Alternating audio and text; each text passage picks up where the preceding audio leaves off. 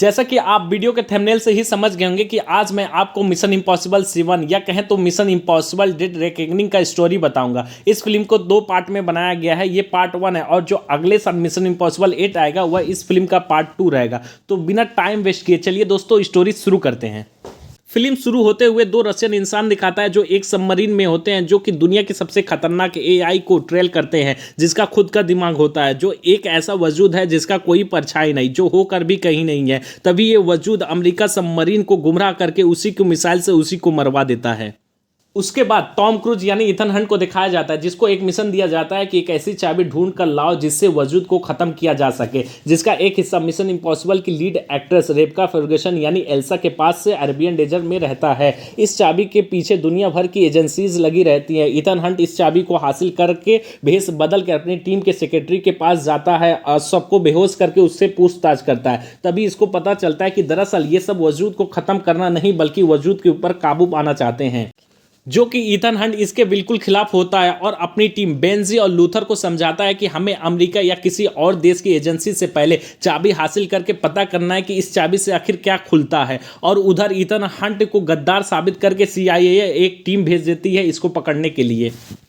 चाबी के एक हिस्से का एक खरीदार अबू धाबी एयरपोर्ट पर 30 मिनट के लिए आता है। इथन का प्लान होता है जो चाबी का खरीदार आ रहा है उसके पास इस चाबी का दूसरा हिस्सा भी मौजूद होगा, इसलिए इस चाबी को उसको बेचकर उसका पीछा करके चाबी का दोनों हिस्सा हासिल कर लेंगे। लेकिन तभी ग्रीस की एंट्री होती है और गैब्रियल भी दिखता है, जो कि बहुत ही सात्विक और चालाक होता है। ये भी चाबी को हासिल करना चाहता है। इसको इथन देखते ही घबरा जाता है और सारा खेल पलट जाता है। इस पूरे एयरपोर्ट के सीक्वेंस को इतना बेहतरीन तरीके से दिखाया गया है कि एक पल के लिए नजर हटती नहीं और इथन को बेवकूफ बनाकर ग्रीस इस चाबी को लेकर रोम भाग जाती है और पकड़ी भी जाती है।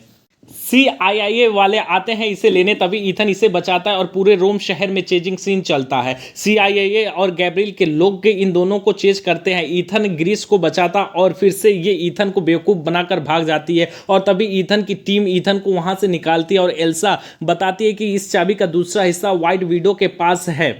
चाबी के दोनों हिस्से को आपस में मिलाकर वजूद का मेन सोर्स कोड खुलता है और इसका सोर्स कोड कहाँ है किसी को नहीं पता। और गैब्रियल वजूद का आदमी है और वजूद का कंट्रोल दुनिया के हर इलेक्ट्रिक डिवाइस, इंटरनेट और परमाणु सभी चीज़ों पर है।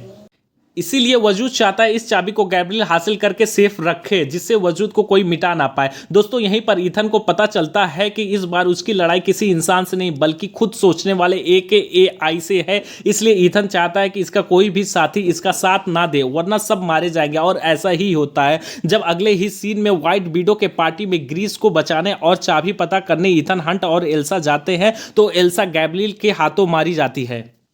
जैसा कि वजूद का प्लान होता है गैब्रियल के हाथों एल्सा को मरवाना, जिससे आगे चलकर इथन गैब्रियल को मार दे ताकि उस चाबी से क्या खुलता है और कहां पर है इससे कोई ना जान पाए और वजूद हमेशा रहे। यही बात लूथर इथन को समझाता है और लूथर वजूद का ऑफलाइन पता लगाने कहीं चला जाता है। तभी ग्रीस व्हाइट विडो बनकर क्लाइमैक्स के ट्रेन पर चढ़ती है और असली व्हाइट विडो की जगह लेकर चाबी के सौदागर से मिलती है, जो एक्चुअल में IMF का सेक्रेटरी रहता है। और गैब्रियल भी उसी ट्रेन का ब्रेक फेल करके चाबी लेने पहुंचता है और इथन हंट बाइक से छलांग लगाकर उस ट्रेन पर चढ़ता है जिसमें CIA भी रहती है। फिर एक्शन सीक्वेंस होता है।